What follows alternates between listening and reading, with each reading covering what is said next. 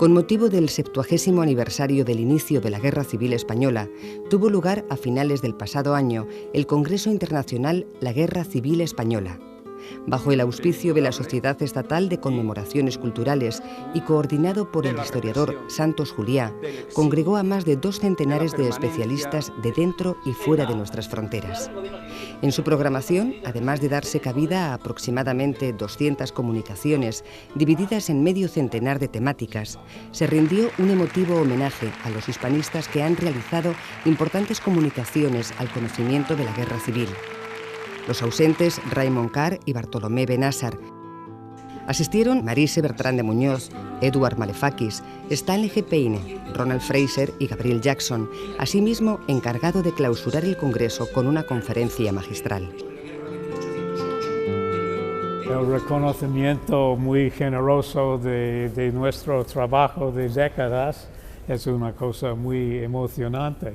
Y yo diría también de las sesiones que yo he estado en presencia, hay mucha nueva materia interesante y un ambiente de entusiasmo por la investigación y la colaboración entre distintos historiadores, etc. Me hace muy buena impresión.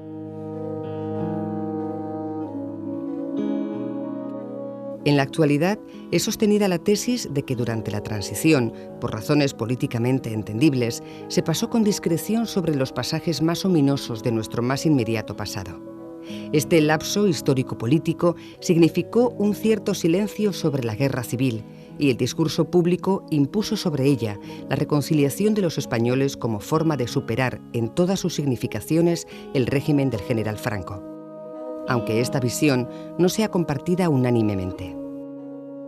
Yo recuerdo bien los coloquios y los congresos que se hicieron en el año 86, con asistencia de mucho público, que desmienten eso de que aquí no nos hayamos ocupado ni nos hayamos interesado por el pasado o que hayamos estado sometidos a una especie de ley de silencio o hayamos sufrido una amnesia colectiva. Yo cuando oigo estas expresiones me quedo muy perplejo porque mi experiencia personal es haber ido a muchos sitios, pues a Zaragoza, a Pamplona, a muchas capitales, a muchas ciudades, y para hablar de la guerra o de cuestiones relacionadas con la guerra, y haber encontrado un público muy interesado de todas las edades y debatiendo las cuestiones con total libertad, ¿no?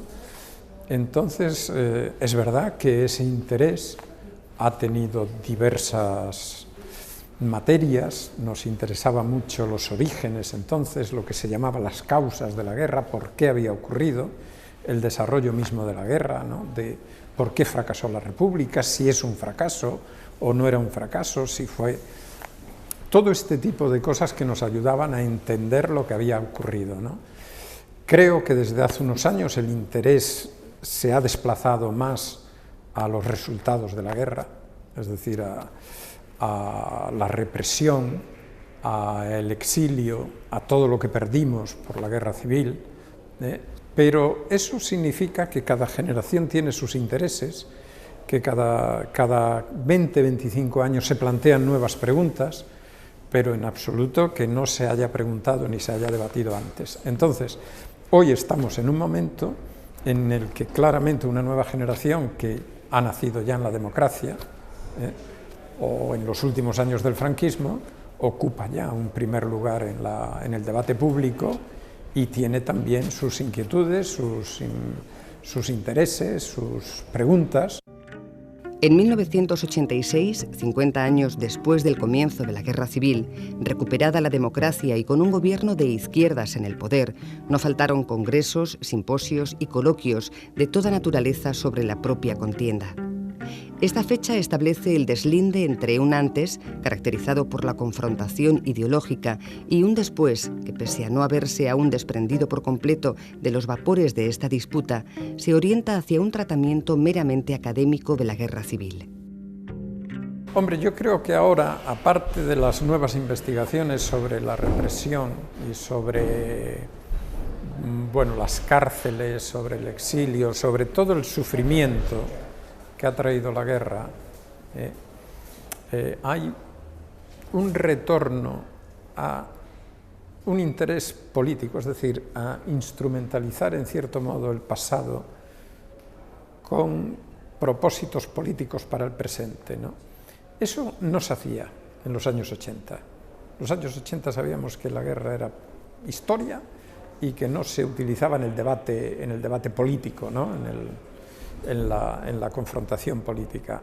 Hoy se vuelve a utilizar, en cierto modo, porque han tenido mucho auge lo que se han llamado tesis revisionistas, que no revisan nada, sino que repiten los argumentos del primer franquismo, es decir, una interpretación de la guerra que fue desechada en los años 80 por completo, que es que la guerra sería como una especie o la rebelión militar sería una especie de levantamiento preventivo contra una revolución comunista que amenazaba, ¿no?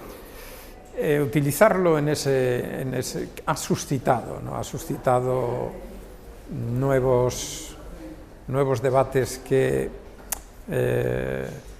tienen algún elemento de confrontación, algún elemento de confrontación política para el tiempo presente. Paralelamente al surgimiento de un movimiento en pro de la recuperación de la memoria histórica, en este inicio de siglo ha emergido una campaña revisionista acerca de los orígenes de la Guerra Civil Española. Esta última tiene como antecedente los esfuerzos que la dictadura de Franco realizó por imponer su propia interpretación de los acontecimientos y por impedir que la de los adversarios tuviera alguna difusión, y como fin demostrar que la clase obrera, con la aquiescencia del gobierno del Frente Popular, habían iniciado la organización de una revolución social a gran escala que la insurrección militar de julio de 1936 logró decapitar. El revisionismo de los últimos 2 o 3 años, insistiendo que la revolución de octubre en Asturias y Cataluña era el comienzo de la guerra civil. Pues es una falsificación completamente evidente. Había la revuelta de Sanjurjo, había los subsidios de Mussolini, había todas las desobediencias a las nuevas leyes de la República por parte de caciques. Y esos historiadores conocen esas cosas tan bien que yo los conozco, pero los omiten para hacer este caso, para hacer la culpa sobre la República. La reciente campaña revisionista sobre los orígenes de la guerra civil, según el historiador norteamericano Edward Malefakis, distingue 2 profundos sesgos ideológicos que se perciben en todo ese marco de pensamiento. De un lado, una condena sin paliativos del comunismo, tachado de ser el peor de todos los males que puede sobrevenir a una sociedad. Del otro, la propensión a rebajar los males del fascismo y de otros tipos de regímenes autoritarios y derechistas, como el de Franco en España.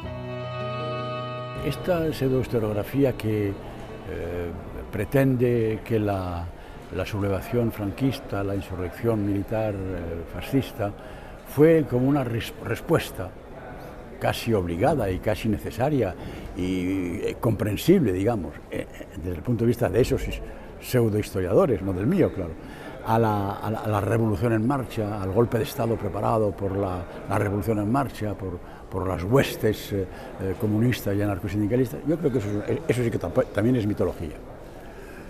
Hay unas elecciones libres que gana el Frente Popular, hay una situación complicada, compleja, desde luego, porque el Frente Popular lo dirigen los partidos republicanos, que son minoritarios en el Frente Popular. Los dirigen el gobierno del Frente Popular, lo dirigen los partidos republicanos, ¿no? Giral es el presidente del gobierno cuando estalla la guerra civil, ¿no?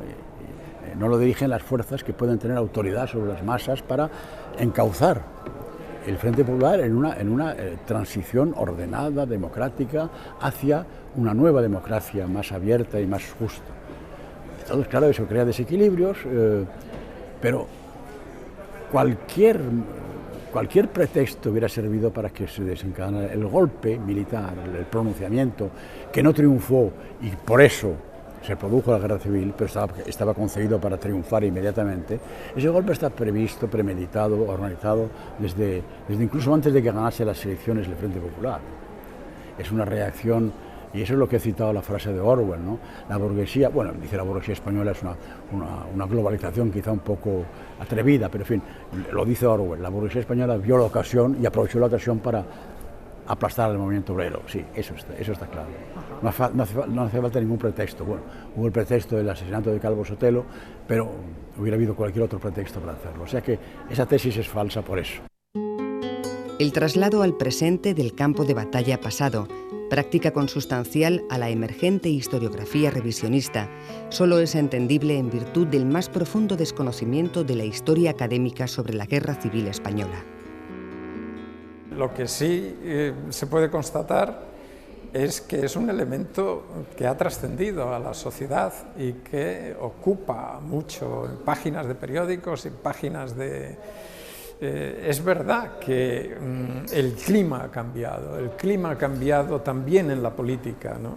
En la política, y creo que esta visión del pasado en cuanto legitimador de los presentes, de distintos presentes, es un resultado del nuevo clima político, en que cada uno, sobre todo esto ha sido propio de lo que se llama revisionismo y que no es tal, sobre todo buscar una legitimidad a políticas actuales en una interpretación sesgada de la guerra civil, ¿no? Ese es mientras piensen que hay un capital político ahí que sacar, se seguirá insistiendo en este tema, ¿no? Cuando el capital político que se saque al pasado se haya agotado, pues volverá otra vez el tiempo en el que los debates deben estar dominados o guiados pues, por la confrontación, por la pasión de conocer, por saber, por entender, pero no por ganar posiciones en una pugna de poder actual, ¿no? La compleja y controvertida cuestión de los antecedentes y desencadenantes de la Guerra Civil Española conduce al abordaje de uno de los mitos más arraigados por parte de los vencedores, el de su inevitabilidad. Aunque, según algunos historiadores, la defensa de la inevitabilidad de la guerra es producto de aquellos que la provocaron para justificarse a sí mismos y legitimar su traición al gobierno de la República. Ninguna guerra, ninguna acción humana es inevitable. Se trata de los motivos. Y yo creo que la derecha tenía una determinación de destruir la República en una forma u otra. Yo creo que no han anticipado una guerra civil. Habían pensado que un golpe de Estado hubiera tenido éxito, como en tiempos de Primo de Rivera o de Narváez, etc., y no ha ocurrido así. Pero eso no es inevitable, eso es cosa de las reacciones y los pensamientos de seres humanos. Que algunos de los hechos de la guerra civil, pese a la lejanía en el tiempo y a la injudiosa bibliografía generada al respecto, permanecen acantonados en la categoría de mitos, adquiere sinónima certidumbre a la de que solo mediante una exhaustiva visión crítica de lo sucedido podrán ser superadas estas mitologías. La juventud de España, que yo empezaba a conocer en los viajes clandestinos, no necesitaba de que se repitieran esos mitos, que podían ser por el lado franquista el mito de la cruzada y por el lado republicano el mito de la revolución intachable, impecable, ¿no?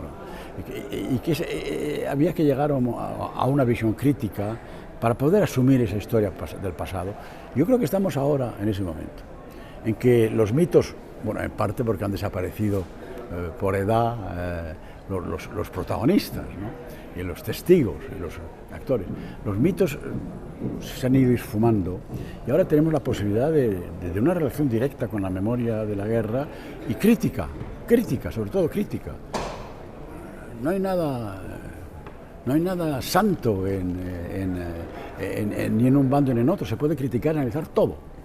Yo creo que estamos en ese momento en que, porque la condición básica es que la democracia española se ha considerado lo suficiente como para permitirse el lujo de una memoria crítica sobre su propia, una mirada crítica sobre su propio pasado. Yo quiero decir que la guerra, en la comunicación magistral que inauguró el Congreso Internacional sobre la Guerra Civil Española, Jorge Semprún empleó una cita de La Esperanza, de André Malraux. Hay guerras justas, no ejércitos inocentes, para apoyar su argumento de que la guerra civil fue justa. No una cruzada contra el fascismo, en un momento de apogeo nazi y estalinista. Creo que fue una guerra justa, en primer lugar, por una cosa, digamos, de puro derecho político.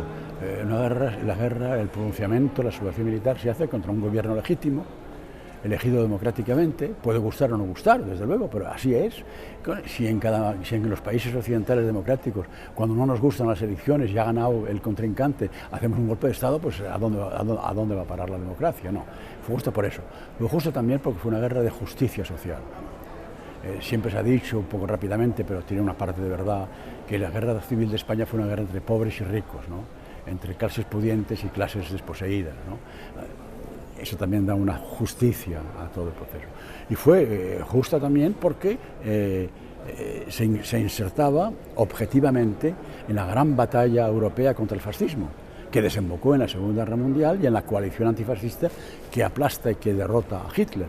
Es, en cierto modo, la guerra de España el preliminar de esa gran guerra antifascista.